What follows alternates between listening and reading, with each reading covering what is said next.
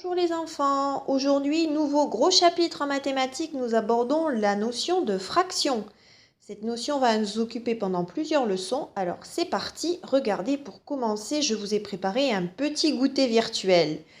Et oui, on ne peut pas goûter ensemble, donc on le fait par la vidéo.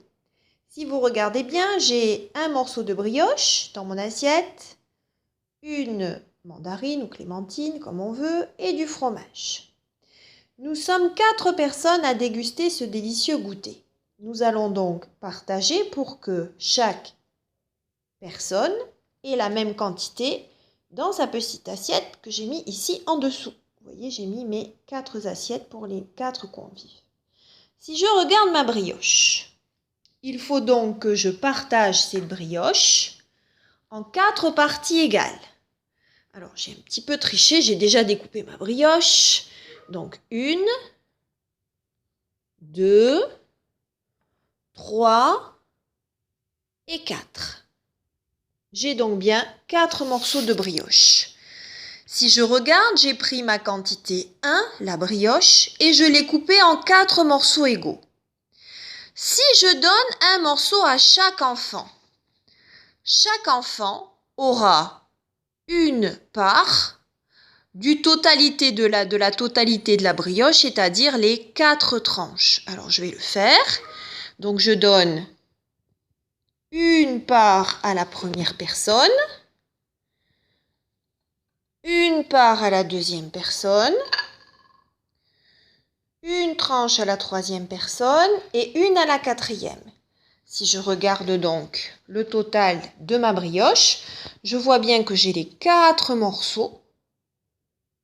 J'ai donc pris à chaque fois une partie sur les 4. On lit donc un quart de la brioche. Le 1 représente la quantité que j'ai donnée. Le 4 représente la quantité totale de ma brioche. Voyons maintenant pour notre petit fromage. Alors là aussi, comme vous pouvez voir, j'ai un peu triché, c'est pas un vrai fromage. Ce sont des parts, d'accord? Donc je vais les retourner, ces parts. Hop, je vais pas mettre... Voilà, on n'a pas vu qui c'était. Comme marque, voilà. Donc je remets mon fromage, non, il n'est pas dans le bon sens, voilà. Je remets mon fromage et je vais donc, pareil, le diviser en 4 parties. Sauf que, si je donne qu'une part à chaque convive, donc j'en retire 4, 1, 2, 3, 4, il me reste encore la moitié de mon fromage, on est bien d'accord. Donc chaque convive n'aura pas une seule part cette fois-ci, mais en aura 2. Les 2 des 8 parts au total. On dit donc que c'est une fraction, on donne aux personnes 2 morceaux de la quantité totale, c'est-à-dire la quantité 8 qui formait mon fromage. Alors allons-y, on partage. C'est parti. 2, 2, 2. Et le dernier, 2. J'ai pas bien servi mes convives. Hein. Hop. Voilà, donc je vous montre ce que ça donne. J'ai donc dans chaque assiette 2 parts des 8 parts totales que j'avais lorsque j'ai coupé mon fromage. Mon fromage 1, un fromage, je l'ai coupé en 8 parts égales et j'ai donné 2 parts à chacun. On va donc lire la fraction 2/8. Alors je vais la mettre à côté de la première fraction qu'on avait déjà vue pour la brioche. Un petit peu bricot le truc, hein, vous le savez, mais ça marche, voilà. Donc mon gâteau c'était 1 quart, les fromages c'est 2/8. Maintenant regardons mon petit fruit. Alors mon petit fruit, je l'ai découpé, oulala je triche, voilà. Donc mon petit fruit, il est découpé et figurez-vous que dans mon petit fruit, j'ai trouvé 12 parties.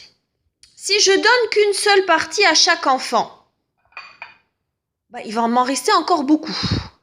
Donc je ne vais pas en donner une, ni 2, parce que 2 fois 4, ça me donnerait 8. Or, j'ai 12 petits morceaux. Je vais donc donner à chaque convive, eh bien oui, je vais donner les 3 parts, 3 petits morceaux sur les 12 total. Alors, attendez, j'approche mon assiette. Hop, donc j'en prends 3 à chaque fois, 3 morceaux. 3 morceaux. Et 3 morceaux. Je regarde donc maintenant la totalité de mes assiettes. Sur chaque assiette, donc je vais avoir une partie de la brioche qui était coupée en 4 morceaux. Est-ce que vous vous souvenez? On dit donc que j'ai donné 1. Alors ça se lit bizarrement, ça se lit quart. D'accord? Vous avez déjà dû le voir quand on faisait des gâteaux ou des recettes avec papa et maman. Pour mon fromage, dans chaque assiette, je vais avoir 2 morceaux de fromage. Je l'ai donc découpé en 8 parts identiques. C'est ce qu'on a écrit donc en bas. J'en ai donné 2. Je dis que j'en ai donné les 2/8. Enfin, pour mon fruit, je l'ai coupé en 12 morceaux. Chaque enfant a donc eu 3 petits morceaux de fruits. Je le monte dans les assiettes. Vous voyez, c'est des parts équitables. J'ai donc pris mon fruit. Hop, je vais attraper la petite feuille. Je l'ai coupé en 12 parts égales. Je dis donc que j'ai donné les 3/12 de mon fruit. Je vous relis ces 4 fractions. Et voyez bien que la fraction, c'est un nombre, puisqu'elle représente une quantité qu'on a dans nos assiettes.